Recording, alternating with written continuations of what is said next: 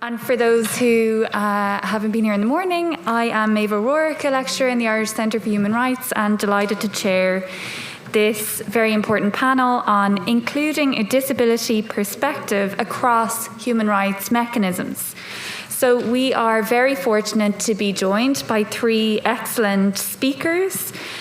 Jade Dussar from the Office of the UN Special Rapporteur on Human Rights Defenders. Also, Elizabeth Camundia from Human Rights Watch, who joins us online. So hello, Elizabeth, and thank you so much for joining us online.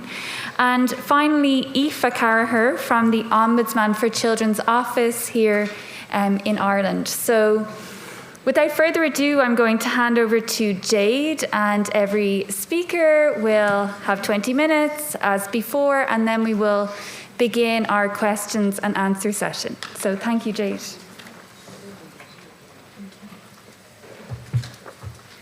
Thank you very much. Hi, everyone. So I'm Jade. I'm here to represent the Office of the United Nations Special Rapporteur on Human Rights Defenders. I want to just start by thanking Eleanor and Cleona and the Center for Disability Law and Policy for this opportunity to be here with you today. So I'm going to speak about the work of our office on the work we've done alongside human rights defenders with disabilities, what we have learned by listening to them, and how we're trying to apply all this in our day-to-day work as human rights researchers. So I'll talk about intersections between the challenges faced by HRDs with disabilities and those faced by young human rights defenders. And I'll close by sharing the ways the UN Special Rapporteur on Human Rights Defenders can support you all in your human rights work. So I'll start with a quick overview of the mandate of the UN Special Rapporteur on HRDs. So a note, I might often refer to HRDs, so it's Human Rights Defenders. So the UN Special Rapporteur is an independent expert who is mandated by the UN Human Rights Council in Geneva to promote the work of human rights defenders and protect those who are at risk. Currently, the Special Rapporteur is Miss Mary Lawler. She's from Ireland. She's my boss. She serves in a voluntary capacity, and she's fully independent of the United Nations, states, and NGOs. So she's not a representative of the UN, and I am even less so. There are many other special rapporteurs working on a range of topics, including the rights of persons with disabilities. The mandate holder for this topic is currently Mr. Gerard Quinn, whom I believe is very well known here, as he used to teach here at the University of Galway. He's also Irish, but I promise not all UN special rapporteurs are Irish. So, who are human rights defenders? According to the UN, a human rights defender is a person who individually or with others acts peacefully to promote or protect human rights. They are ordinary people who do extraordinary things. They work peacefully for the rights of others and help build civil and just societies based on the rule of law.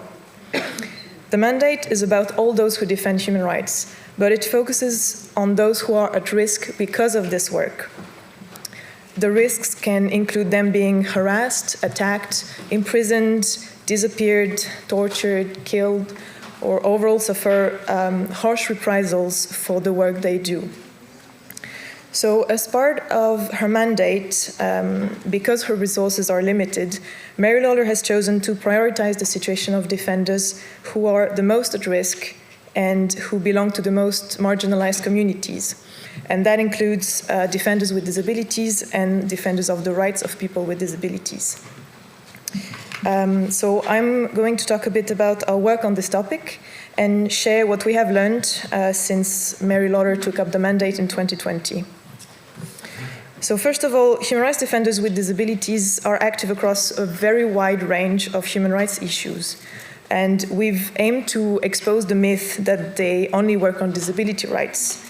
They are fighting discrimination against sexual orientation and gender identity, advocating for housing rights, women's rights, children's rights, the rights of migrants, indigenous people. They work on climate justice, etc., etc. And their right to do so is further confirmed and clarified by Article 29 of the UN Convention on the Rights of people with disabilities, which obliges state parties to promote actively an environment in which persons with disabilities can effectively and fully participate in the conduct of public affairs. And that includes defending human rights. And actually, the European Fundamental Rights Agency has concluded that persons with disabilities are even more likely to be actively engaged in public affairs and in defense of human rights than other groups. Since 2020, Mary Lawler has met and heard from more than 100 human rights defenders with disabilities from all around the world. And I want to share a little bit of the challenges that they face in their work. Women human rights defenders who have disabilities experience exclusion and abuse on account of their gender and their disability. So in addition to ableist barriers to participation, many of them confront risks such as gender-based violence, smears, stigmatization, and patriarchal norms. Human rights defenders from historically marginalized groups are hampered by structures that deny them the opportunity to engage in public affairs and put them at risk. For example, societal attitudes towards albinism in some regions of the world puts them at additional risk of attacks and stigmatization.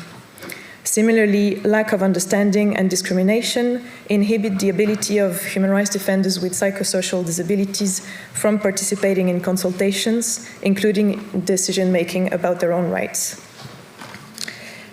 HRDs with disabilities also face multiple additional risks in places of detention. The denial of reasonable accommodation, hours-long interrogations, the absence of assistive technologies, or lack of medical or physiotherapeutic attention in prison can constitute a form of discrimination and, in severe instances, a form of torture and ill treatment. And judicial harassment can also be more severe for HRDs who have disabilities. Requests for reasonable accommodation in the courtroom are often ignored or denied. And defenders report that the burden of making hearings accessible often falls on them. Overall, the situation of human rights defenders with disabilities falls into two main areas. Some are human rights defenders at risk, and most are inhibited by the lack of accessibility to effectively carry out their human rights work. Sometimes these issues overlap when intentional lack of accessibility can be a direct attack against an HRD. For example, there was a case in Poland where a human rights defender working on LGBTQI issues was being judicially harassed, and the prosecution protested against the fact that he was giving a written testimony instead of an oral one, because he was deaf and so not comfortable with verbally expressing in court, but it became a whole thing. So that can be used as a way to harass defenders as well. And I was talking earlier on how deprivation of reasonable accommodation in prison can amount to ill treatment and torture. And this is the case, for example, for Abdul Jalil al-Singes, who's a human rights defender from Bahrain, who was sentenced in 2011 to life imprisonment for his human rights work. And as a prisoner with disability, he should be given frequent medical checkups, afforded reasonable accommodation for his disability, and get specialized care. But not only does he not get that from the Bahraini authorities, but his condition is exploited by the authorities and used against him to abuse him further. Even in cases where HRDs were not directly at risk themselves, they shared with us the barriers that they were facing in their work. For example, issues with accessibilities when governments hold consultations about human rights, for example, poor public transport that prohibits defenders from rural areas to go to the capital and make their voices heard, and lack of understanding of psychosocial disabilities that lead to further marginalization. So all I've shared so far is based on hearings and consultations with human rights defenders with disabilities, which is really something that the Special Rapporteur has made a point of including since she took up the mandate. visibility, exposure, and awareness around this topic were a crucial first step for the Special Rapporteur.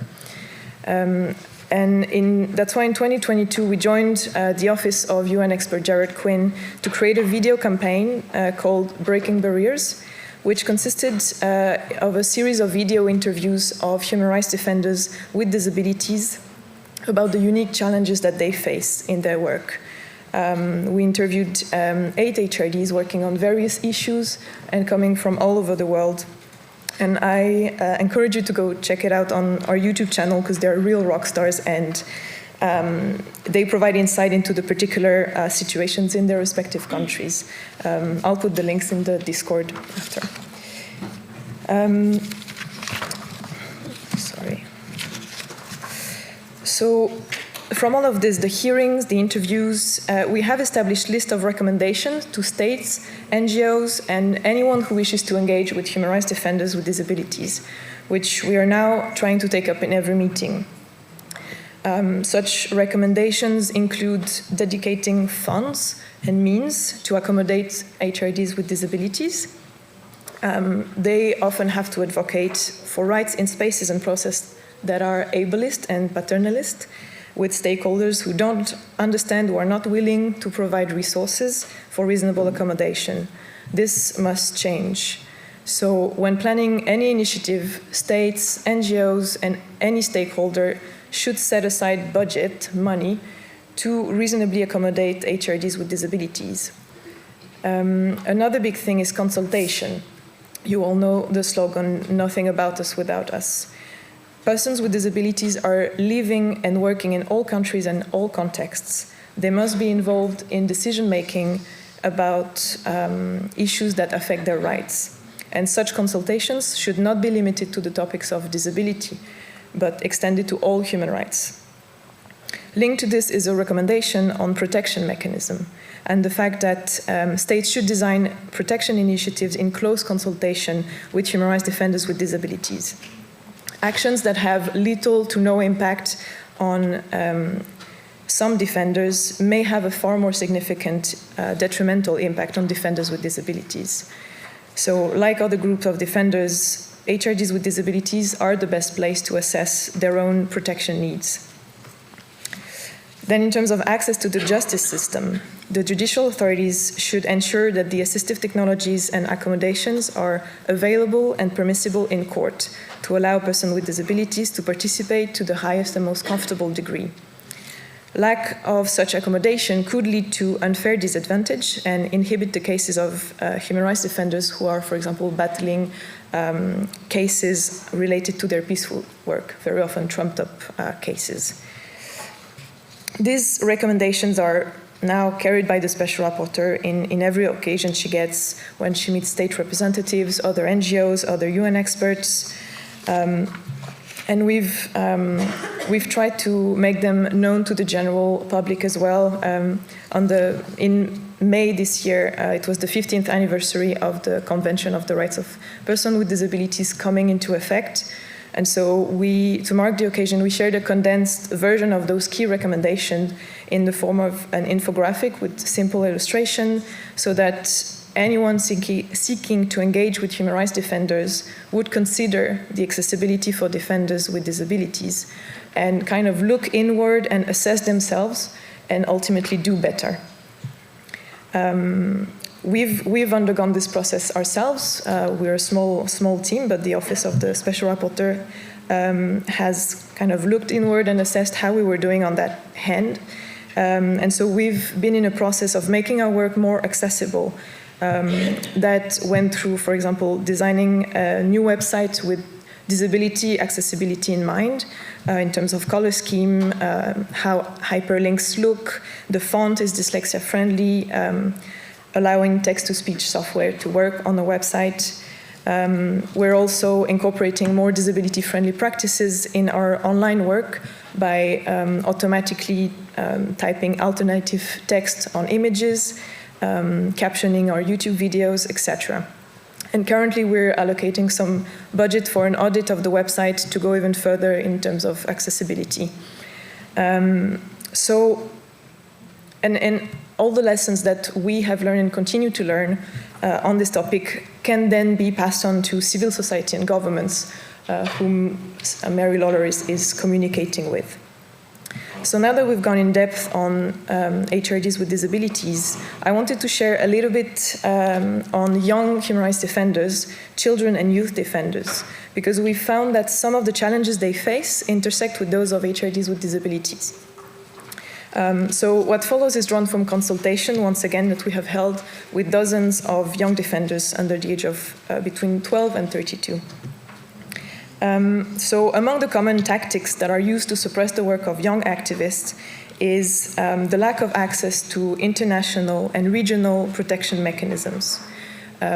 In comparison to well-established human rights defenders, youth defenders don't feel they have sufficient access to a range of international and regional mechanisms, which greatly undermines their safety and their work. This echoes the accessibility issues that we mentioned earlier for defenders with disabilities. Another thing is lack of access to legal counsel. A number of youth defenders reported not having sufficient resources or access to legal support and defense to contest trumped-up charges, for example. Here as well, this challenge intersects with those that HRDs with disabilities face in courts and to access the legal system. Another big thing is ageism in society. Youth defenders repeatedly underscored the generation gap between the leadership of established civil society organizations, state representatives, and youth defenders, which routinely resulted in high degree of dismissiveness of youth HRDs, their needs and their ideas. And ageism and ableism are sides of the same coin, which amounts to paternalistic attitudes of society, other civil society organizations, states, businesses, etc., that don't properly recognize the value of the contributions of young people and of people with disabilities.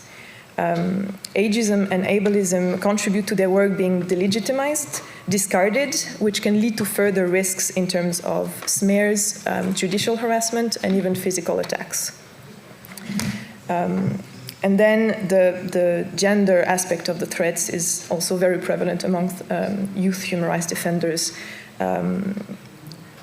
who are like targeted with anti-gender narratives. Defamation campaigns are under-recognized, underfunded as well, and overall encounter barriers to access decision-making spaces. So in the face of all these challenges that I mentioned, I wanted to kind of end on how you can engage with the mandate of the UN Special Rapporteur, how yourselves can make sure that we hear your voices and support you in the way that you need us to. And one of the main ways HRDs engage with us is by submitting information to us. The mandate has a small team dedicating to researching cases, but the Special Rapporteur cannot act unless HRDs officially submit information to us. So this can be done through the hearings that I was talking about, but one of the main ways we can support you is through what we call communications. So they are essentially formal letters sent to government and other actors, such as businesses, for example, in which the Special Rapporteur officially raises concerns about particular situations of human rights defenders at risk. So the process is that you submit information to us on the situation of one or several human rights defenders who are at risk because of their work. There's an email that you send all of this to, which I will also share on the Discord. Then we review the submission. We may follow up with you for more details and consent to take action. Consent is really crucial for us to take action. Consent of the HRD involved, I mean. And so when the letter is written, it will be sent to the permanent mission of the state in question in Geneva. And the letter remains confidential for 60 days, and then it is made public alongside any reply that the state may or may not have given us. And so it becomes public on the UN database. So the information you submit to us must provide an accurate and precise account of the situation of the HRD at risk so that we can make precise demands to the state in question. And in cases more urgent, the Special Rapporteur can also decide to post on her social media. If an urgent situation involving a defender with disabilities arises and you think that a quick position statement from the Special Rapporteur can help, please reach out to us. Mary Lawler is very keen on using her social media as a faster and sometimes more effective way of getting results and kind of creating layers of protection through visibility. I will leave my email address in the Discord, as well as the ways of contacting the Special Rapporteur.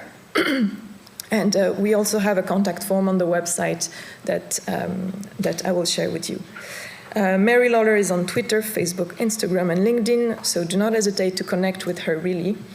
She's very accessible. And in general, please contact us. We are eager to hear from you and learn and do better. And I'd like to finish by quoting the words of Faustino Pinto, who's an HRD from Brazil, whom we interviewed for the campaign I talked about. He told us, "I am very much afraid, but maybe being brave is doing what must be done even with a lot of fear. My courage arises from fear. So we stand up, we scream, and we scream so loudly to the point that these people somehow hear us." Thank you very much, everyone, for your attention, and I hope to hear from you, really.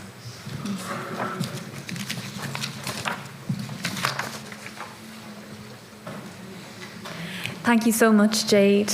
That was extremely informative, and it seems like there'll be lots more important information put up online for people who want to check that. So we will move on to Elizabeth Camundia from Human Rights Watch. Elizabeth is joining us online. Thank you so much for joining us. Thank you so much, and hi everyone. I'm Elizabeth Camundia. I'm representing Human Rights Watch on the panel today, and I studied at the Center for Disability Law and Policy, so I'm really glad to be back, even though, virtually. I'd just like to start by thanking you so much for the invitation to be a part of this panel. To discuss the work of Human Rights Watch on children and young people with disabilities. I'm going to share with you ways that Human Rights Watch has embedded being inclusive of concerns of children and younger people with disabilities across the organization. Now, as many of you may know, Human Rights Watch is a global human rights organization that investigates and reports on abuses happening in all corners of the world.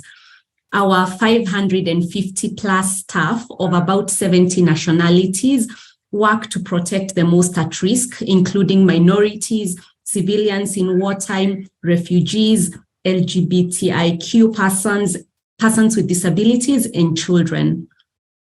In my remarks today, I'd like to share with you ways that we at Human Rights Watch have been able to include voices of children with disabilities in our research, how we go about documenting abuses against children and young people, insights on why some of our researchers have taken interest in children and young people with disabilities in particular, and how our researchers collaborate internally, that is with others within Human Rights Watch, and externally, so with folks outside of Human Rights Watch in our work that touches on children and young people with disabilities.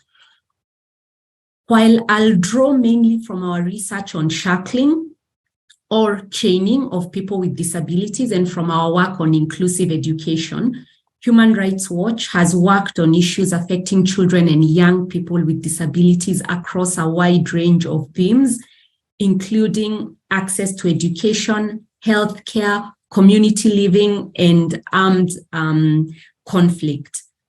And we've done this work in many countries around the world, including Ukraine, Syria, Kazakhstan, Indonesia, South Africa, among other countries. So I work in the Disability Rights Division, but our work on children and young people with disabilities has been led by colleagues from across the organization, including from the Children's Rights Division, from our division, that is the Disability Rights Division, from the Europe and Central Asia division, from the Asia division, the Middle East and North Africa division. So we've had many researchers across the organization research on various issues to do with children and young people with disabilities. So beginning then with the first subtopic, which is ways that we at Human Rights Watch have been able to include voices of children with disabilities in our research. I'm going to focus on this, on shackling and inclusive education, as I said, and I'd like to begin with the topic of shackling or chaining of people with disabilities. And to do that, I'd like to begin with a video. So if you could please support me and play the video that I'd shared earlier, and I'll describe it after.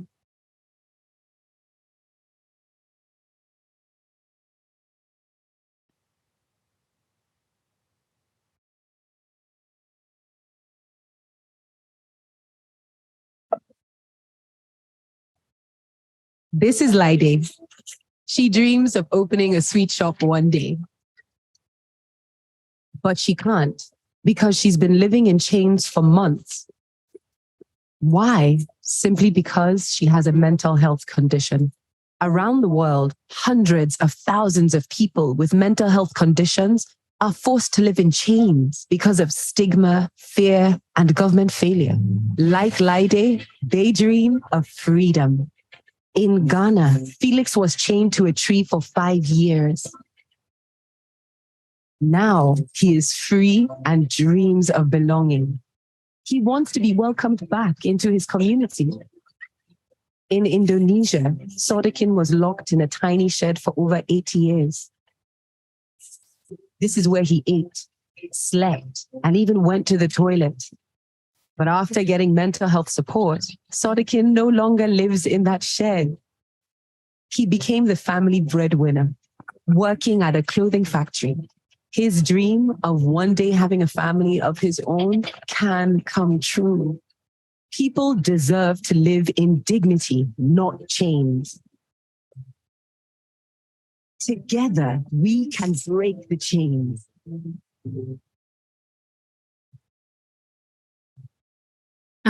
Thank you. So the video that's just played showed people living in chains, both in real people in chains as well as animation format, including children and young people. It showed people being chained in different environments, including tiny sheds and trees. And to be honest, if I hadn't experienced this in person last year in December, I'd have had trouble believing it. Last December, we visited 5 prayer camps and traditional healing centers in eastern and central region of Ghana and interviewed more than 50 people. In all the 5 camps and healing centers that we visited, we found that people, including children, were chained or confined in small cages, in some cases for more than 7 months. During the visit, we identified more than 60 people who were chained or caged, including some children. Now, in one camp, I met a 17-year-old boy, and when I interviewed him, he told me that his name was Rojmo and that he had been brought to the camp by his family. He had been at the camp for about a month and a half by the time I met him, and he told me, "I am not happy here. I don't want to stay. It's hard in chains. I want to go home." Now, over and over again in the prayer camps and healing centers that we visited in this monitoring trip that we'd undertaken, we had the same refrain: "I want to be free of chains. I want to go home." Some of you may be wondering, why does this happen?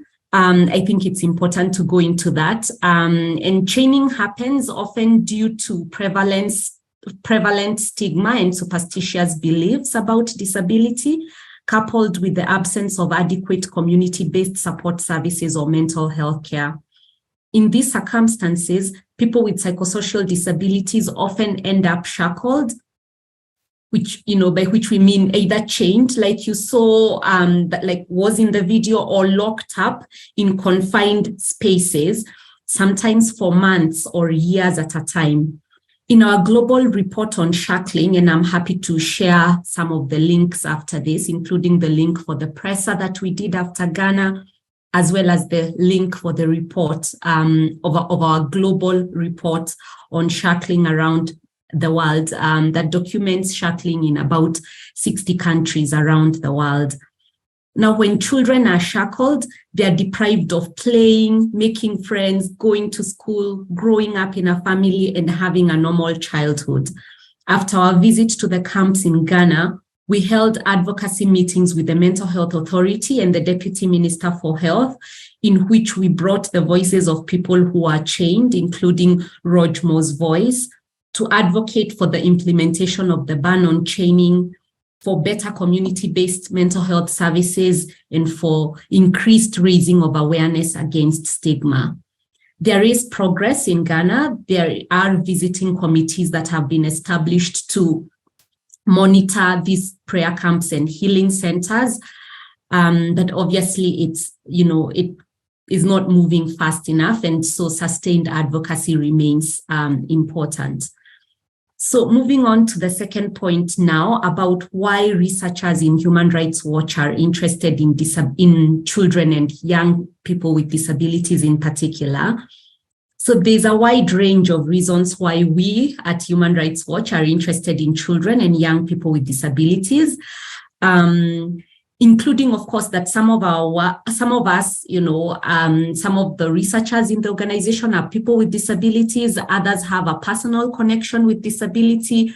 In my case, my father had a psychosocial disability, and so I come to the work with both that personal as well as, the professional approach, to it.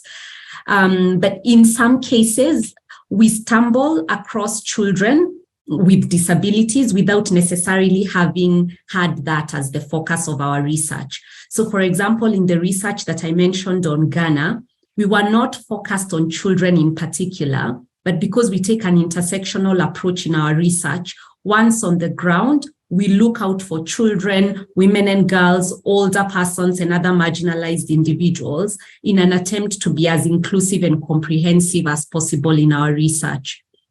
In other cases, we go out deliberately to document human rights violations against children and young people with disabilities. An example of this is our 2019 report on children with disabilities in Kazakhstan that examined access to inclusive education. And for this research, the researchers interviewed 49 children and young people, 21 children who are aged between 9 and 17, and 28 young adults aged between 18 and 33. And in the report, we reflect the voices of the young people who spoke with us about their experiences in the education system in Kazakhstan. In one of the accounts from young people in this report, one of the interviewees told us that she fell behind in her education after she acquired a disability and missed being in the classroom, and that affected her prospects for future study. She told us that she started home, this is what she said, "I started home education in the 6th grade. It's really different. You learn a lot less. My progress has lagged. My teachers rarely come. Once in 3 months, maybe for 1 day. Then they come again after another 3 months. Every year, I hoped I could go back to attending school. I felt how much I was missing out. I can study, but they didn't give me a chance. After the 11th grade, I didn't pass my exams, so I immediately didn't go to university." So that's one of the accounts that's included in this report. And then in some other cases, the reports that we do build on each other. So we expose human rights violations on one issue relating to children, which leads us then to follow up with another research relating to children just based on the gaps that we observed during the initial research. So in the report that I just mentioned on inclusive education, the Kazakh government claimed it had introduced inclusive education for children with disabilities, and we felt confident that this may be so, but that there might be gaps and the situation may not have been as, rosy as had been described. And so after our first report on access to inclusive education, we did an additional presser on rights violations of children with mental health conditions and intellectual disabilities living in state residential institutions. So doing the research on education showed, gaps and associations and links that then led us to do research on residential institutions. And so some of the work happens in that way. So going then to the third topic that I'd like to discuss today about how we go about actually documenting abuses against children and young people. So how do we do it on the ground? I'd like to start by explaining the importance of documenting in the first place. By getting these first-hand accounts of violations, we gather evidence of systemic violations that governments can't dismiss. Getting first-hand accounts is key to our advocacy at Human Rights Watch. So just speaking of the research in Ghana that I mentioned earlier, it's very different in an advocacy meeting if you're saying, that we have a report from, that says that people are being shackled, than if you're saying, yesterday at this and this camp, I saw people live in chains, some of whom were children. In the account with one person, this is what they said of the human rights abuses that they're experiencing in this camp. It's a really different conversation that you have then when you've done the first-hand one-to-one interviews than if that hadn't been the methodology that we use. So Human Rights Watch has a pretty standard and rigorous methodology of documenting abuses. There's an internal interview manual that guides all the different aspects, from informed consent to fact-finding to minimizing re-traumatization and tailoring our method to specific groups, including children. So in our research in Ghana, again, we interviewed many young people who were shackled. And it's important to us to center the voices of the affected communities. And it's difficult to do this, as I said, without hearing it firsthand. At the same time, we recognize that children and young people can be at heightened risk of harm or re-traumatization owing to their young age and their need for support from others. And so there is a hard and fast rule at Human Rights Watch that we should not interview children under the age of 12 about sexual violence or other severe trauma, or if they show signs of ongoing distress from a past trauma. And in terms of how we went about the actual research in Ghana, we reached out to our partners. We have NGO partners in Ghana that work on issues of people with intellectual and psychosocial disabilities. And we've worked on this issue in Ghana for about 10 years now. So it's been quite sustained. And we have strong partnerships with organizations of and for persons with disabilities on the ground. So they shared with us information about new camps and healing centers that we had not been to before. And we have also consistently engaged with the Mental Health Authority and the Ministry of Health on the issue. So we have established partnerships and we alerted them that we would be going. And once on the ground, we then mapped out the camps and we were able to have access to the people who were chained and to interview them and to subsequently then be able to do the advocacy that was needed with the authorities. And then in the research on Kazakhstan that I mentioned earlier, we identified NGO partners in Kazakhstan working with children with disabilities, including service providers and parents groups. We explained who we are and what we were researching and sought out families with children with disabilities to interview. We also engaged the government of Kazakhstan pretty early on and were able to get permission to visit several residential institutions for children with disabilities from the Ministry of Labour and Social Protection. And we also benefited from our exchanges with UNICEF, which had worked a lot on this issue already. Finally, then on the point about how we collaborate with others internally or externally beyond, beyond Human Rights Watch in our research that touches on children and young people, I'll begin with how we collaborate internally. So Human Rights Watch has an internal vetting process that ensures that a report cannot be produced by a division in isolation. So for the Ghana press release, that we did after the visit in Ghana in December, it underwent review by the Africa Division, by the Women's Rights Division, by the Children's Rights Division, and they all provided ways to improve the product, asked questions from the various expertise that they have. And in this way, if you work in the organization, sooner or later, you will learn about very many issues happening both at geographic level as well as at thematic level, because if report, for example, is emanating from the Middle East and North Africa, but in it touches on issues of people with disabilities, including children, it has to come to our division to review and see how that issue is captured. And so in that way, then knowledge about, the different groups, quite organically is picked up across the organization. In the report on education in Kazakhstan, this was a joint report between the Disability Rights Division and the Eastern and Central Asia Division. This means that the research was done jointly. The lead researchers from the two divisions stayed in close contact throughout the project, from research to writing to publication and advocacy. And the Children's Rights Division also was an essential collaborator in the project and provided careful review and consultation throughout the report writing phase. Now, in terms of how we collaborate externally, partnerships are key to everything that we do, and we do try our best to live by the motto, nothing without us.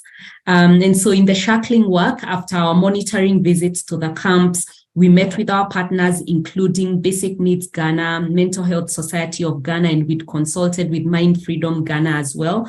And we continue to stay in touch, which enables us to remain connected to the realities on the ground, and it sharpens our advocacy as well. So in conclusion, I think I'd like to reflect on, some of the positive things that arose in one of the camps that we visited when my director first went there, Shantha, when she first went there in the year 2013.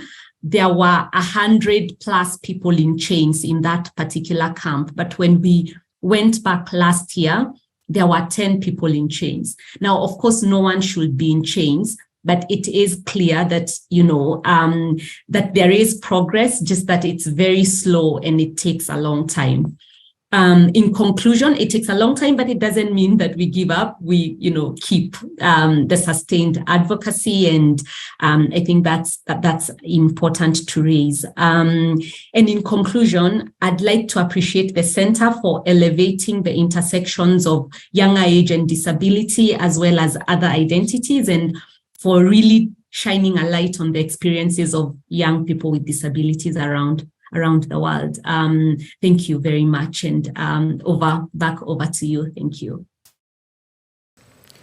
Thank you so much, Elizabeth, and a lot of appreciation here for your talk, which is extremely serious and complex in nature, and no doubt there'll be questions afterwards. So thank you, and we will move on to Aoife Carraher from the Ombudsman for Children's Office in Ireland. Thank you, Aoife. Hello. Thanks very much, Maeve. So I'm Aoife Carraher, and I'm the Head of Communications with the Ombudsman for Children's Office. So thanks a million for having me here today. I'm delighted to be part of the summer school. And it's brilliant to get an opportunity to talk about including a disability perspective in our human rights organisation, which is the Ombudsman for Children's Office. And if anyone doesn't know about us, Niall Muldoon, who was the Ombudsman, was here yesterday, if you saw him. But we're a human rights institution, and we promote the rights and welfare of young people under 18 living in Ireland. And we also have a remit to investigate complaints about services that are provided to young people by public organisations, so hospitals or schools or anywhere basically where a young person gets a service. And we're free and independent, so we're an alternative to court. So that's kind of our role, is twofold really, in that we investigate complaints, but across everything, even throughout the complaints, through everything that we do, we're trying to promote children's rights. And a key part of that for us is disabled children, and that's been a focus for us for some years now as part of our strategy, that we ensure that we promote and protect the rights of disabled children, and we try to do that throughout all of our work. So I'm going to talk about a few key pieces of work that we've done that focused on disabled children and the issues that affect them, and then some kind of events that we have organised as well that try to promote including children with disabilities. And I suppose just to say that participation is an absolute cornerstone and key part of the work that we do. So children's voices and including children, it goes across everything. So obviously when it comes to disabled children, that has to be part of it as well. And that's something that we're really trying to do, and we're still learning about and trying to upskill ourselves, and then really trying to share that knowledge as we're learning it with other organisations. So because disability is a strategic objective for us, it, as I said, running through all of our work, and you'll see that in some of the investigations that we choose to do. So we had an investigation about, it was called Jack's case, about a young boy who had been in an accident and had acquired a disability and was stuck in hospital. He didn't have supports at home, also didn't have the adequate residential care. So when we're selecting the cases that we're doing, we're thinking about how can this make a change for this child, but also for other children who are in the same position. And when we were doing that case, we discovered that there were over 100 other children like Jack who were stuck in hospital beyond medical need. They didn't need to be there. And the outcome was that the government made a number of recommendations, or accepted our recommendations to change that. So slowly but surely, we're trying to make changes. In policy and legislation, we feed into policy and legislation across, an array of different subjects. And because we are focused on children with disabilities, we're looking for those pieces of policy and legislation, and we're trying to offer our advice. And then participation, as I mentioned, we're trying to get out and meet young people. We deliver workshops, and that's kind of where we're building on our skills all the time. And then from my point of view, communications, we're trying to be as accessible as we can be. And I think Jade and Elizabeth both have talked about ways that we can do that. And I'll go into a little bit more detail about how we try to do that. But I think the message, you can see even here in the accommodations and the way that today and this week has been organised, that's what we need to be promoting and sharing outside of our own organisations, and trying to encourage people to make everything more accessible. So one piece of work that I wanted to mention was Plan for Places, which was a report that we published last year, and it was about school places for children with special educational needs. And from my point of view, as I said, coming from a communications background, I'm trying to take the stories and experiences of disabled children off the page, and to make it into something that people can understand. And I think that runs through what Jade was saying and Elizabeth about the lived experience of people, and that, you need to bring their stories to the public rather than saying we've written a report. So when we came up with Plan for Places, that it does what it says on the tin. We want the government to plan for places for children with special educational needs. And at the time we published the report, there were 4,000 children waiting for an assessment to get a school place. There were 15,500 children travelling outside of their locality every day to find suitable school places. And there were almost 1,500 children using home tuition because they just couldn't get a placement. And whenever we decided to publish this report, we were looking at the environment that we were in at the time, and there was a lot of conversation about this. It comes up every year, but I think particularly there had been a special Oireachtas, a committee in our Parliament around autism and special education.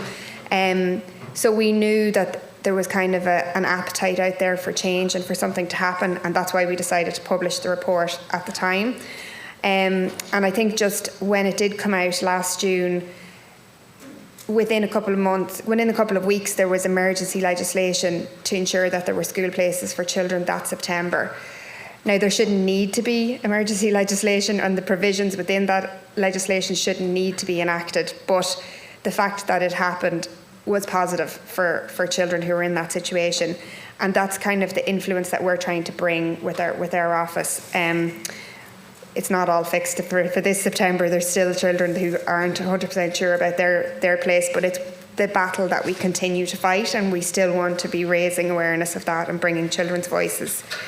On the policy side, and we would look at commissioning research and spotlighting certain topics around around children with disabilities and what's affecting them. And the Centre for Disabilities here in Galway, actually, we worked with them a couple of years ago on a piece of research called Mind the Gap, and that was really looking at where disabled children are in our policies and legislation in Ireland, because as a human rights organisation that make recommendations and submissions to government, we have to be really smart about our recommendations and where they're coming from and what we're asking for and what's practical and what can actually happen. And that's why we worked with the guys here to try and really look at where the gaps are. It won't be a surprise to everyone that's here that we found that children with disabilities oftentimes are invisible, are not heard, and are not counted in our policies and legislation. So children with disabilities can be invisible. So many laws, policies and services created for people with disabilities or non-disabled children do not consider children with disabilities. So when they're putting together their policies, they're not thinking about disabled children. Children with disabilities often don't have a say, so the views of children with disabilities aren't heard when making laws, policies and designing services that directly affect them. And children with disabilities don't always count or are not counted, so the data on the experiences of children with disabilities is rarely collated. So that's what we found in our research, and since then, any piece of work that we do, that's what we have in mind. We're thinking, we're referring back to that and what's changed and what can we do to improve there. So they're kind of the two pieces of work that from the complaint side and then from the policy side that we're trying to really bring the voices of disabled children. But today I want to as well talk about Beyond Limits, which is an event that we organised for disabled children last year, and we also had it in 2019. I don't know if anyone here was there, but yesterday Niall was telling me a few people that attended were here, which was really exciting. But I suppose this is where we're bringing the policy and the legislation kind of to life, that we're trying to enact it ourselves, that we're trying to organise events and to have opportunities for disabled children to just be themselves and to try as much as possible to have experiences that any other child will have, and that's why we created Beyond Limits. So as I said, participation is absolutely at the core of everything that we do, and including children's voices. So when it came to Beyond Limits, in case anybody doesn't know, is an event that it's basically a series of speakers and activities and events that were organised for children. And one took place in Sligo and one was in Limerick last year. And when we set out to organise it, we wanted to make sure that children had a say and that they were leading us and telling us what we were doing. So we established a youth advisory panel for Beyond Limits, and we have one of our members, actually James, is here today at the back, so it's great to see James. But if you don't know what a youth advisory panel is, we have a group of young people who we met regularly with. We met at least once a month, and they fed into to us on all aspects of the event and organising it. So who the speakers would be, what kind of accommodations they thought people would need, what it should look like, and then they themselves kind of started taking part in it and were some of our speakers and our presenters. But rather than talking about the app, I have a little video that have the app. It's kind of an introduction to the app, and I can describe it afterwards, but if we can play it.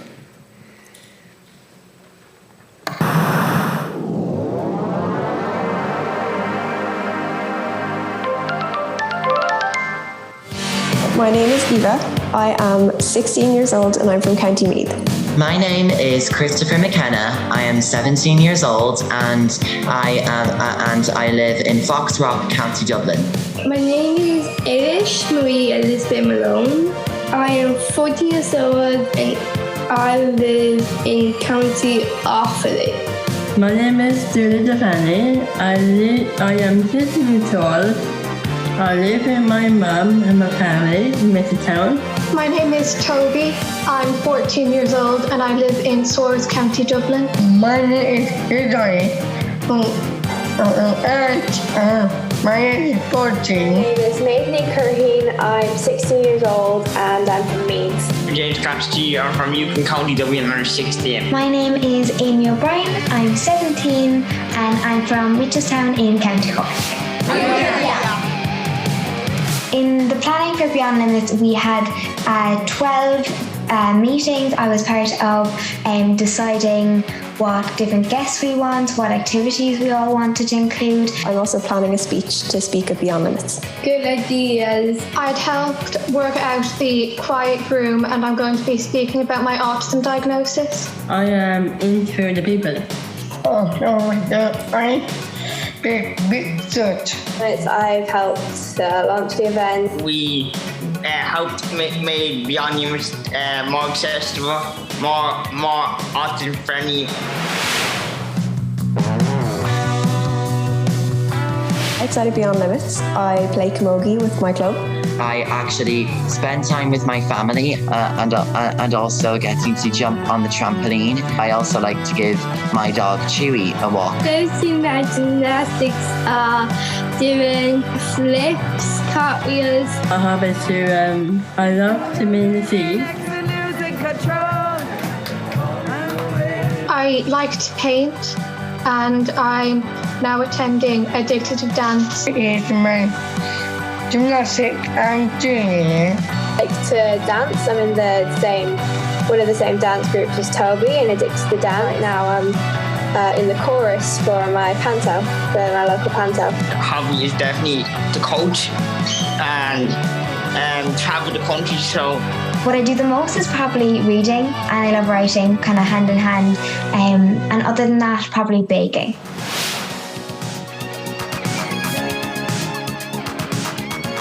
I think I'm mostly looking forward to the quiet space. Really excited about doing my two speeches for the two Beyond Limits events. You see, dancing, singing, having fun.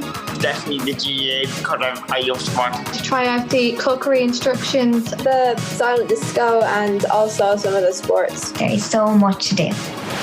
Welcome to Beyond Limits.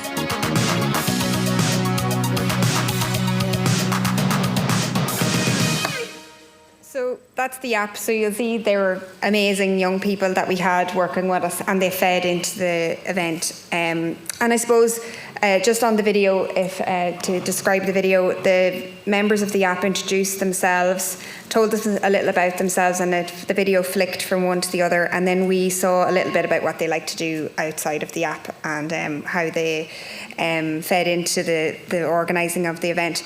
But I suppose just to say about that group of young people, the event that we ended up organising was, I think, we were very proud of it in that it was very accessible, and there were lots of measures that we put in place that I think can be shared with lots of other organisations. By no means was it perfect, and if we're doing it again, you still have improvements and things to that you need to build on. But one thing to say about the Youth Advisory Panel is when we went to establish that panel, we would have a lot of experience in working directly with young people, but we felt I don't know if we can do this, if we can bring together a group of children of all abilities.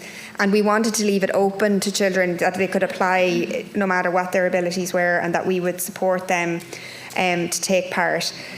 And we wanted a bit of help and expertise in doing that. And when we got in touch with other organisations and other people, there weren't really people who felt that they had that experience and expertise. We put it out to tender, we contacted people, and we didn't get anyone. So we were in a position where we were saying, do we do this ourselves and possibly not do it perfectly, or do we, not do it? Now, not doing it wasn't really an option for us, because we had to. So I suppose if it's just something to bring away from it, we're working on a report now with the learnings from that youth advisory panel that hopefully we can share with other people who want to consult with children with disabilities. But it is something that I think we have to think about, is how to support other people to really include children with disabilities in all areas, because that's what we want. We want all their voices coming through, and it was something that they all fed back. We did a survey afterwards with the app, and it didn't matter where they were coming from or what their background were. They made such, they were really there for each other. They met 12 times, they got to know each other. And so they really had an understanding of each other, where they were coming from. And we found the barriers that we thought would have been there. Maybe this child needs more time to be able to participate. That didn't end up actually being the barrier, because the other children wanted them to take part. And so I suppose it's something to just encourage people. You have to really know what you're doing, in that know what you're taking on, but encourage people to try and help people to do it, to try and include children's voices, because it really does add unbelievably. And I suppose I know I'm kind of coming to the end, but just to say, when you are organising an event, there are different areas of things that you have to think about. So preparation in advance, which people will know from today's event, is something, and I think Jade mentioned it as well, about having a budget and thinking about accommodations that people need. But I suppose it's not always budget dependent. A huge amount of including people of all abilities is just time and being organised and preparing people in advance. And just quickly before I finish, we have a social story that we would have used in all of our when any of the meetings that we had with our young people. Before we met with them a week or so in advance, they would get a social story, so they would know exactly what they were going to get. And this is what we sent out to all the attendees of our event. So whenever you're coming, you're going to know what's happening. As well as that, we obviously had websites and we had leaflets and things like that. But just preparing people was a massive part of it, and providing information. And then on the day, we had a sensory map. So there's things that people really appreciated, and we got really positive feedback about having information on the day that really helped them. And because obviously there's physical accommodations that need to be made for people, but the sensory side of things is something I think that a lot of organisations just find it very overwhelming. We're not going to be able to do that, and we have to. It's actually not that. It's about telling people in advance what they can expect. Things like this in the sensory map. This was something that was advised to us by As I Am and a couple of other organisations. So you can see where there's likely to be noise, where there may be some lights. Now, we didn't really have flashing lights, but even that they knew where they can go to where the quiet space is. So you just know if there's going to be funny smells, where the food is going to be. So these kind of things aren't that hard. You're normally doing a floor plan, you're doing things like that anyway, so that you can add these in. And I suppose just to say in conclusion, if you need any more information on Beyond Limits, we're, as I said, putting together a report on working directly with the young people, but also on the actual accommodations and measures that people should have, which a lot of them are here today anyway. And for us, I suppose, this is a continuing journey for us where we're still trying to learn and do more, and we're organising events this year that include children, and just what we learned in Beyond Limits, we're hoping to kind of just make standard, you know, that we just do have a quiet room, that we do have, you know, have the subtitles, have the alternative text, all of the things that people are talking about, that just once you start doing it, it just becomes part of your norm. So listen, thanks very much. I know it was a bit all different aspects of it, but I hope it got some sense of the kind of work that we're trying to do to include disabled children in our work. Thank you. Eve, I think, hopefully you'll be able to hear me from down here. Yes, perfect. That was extremely practical and informative. Wonderful to learn more about it and to be encouraged.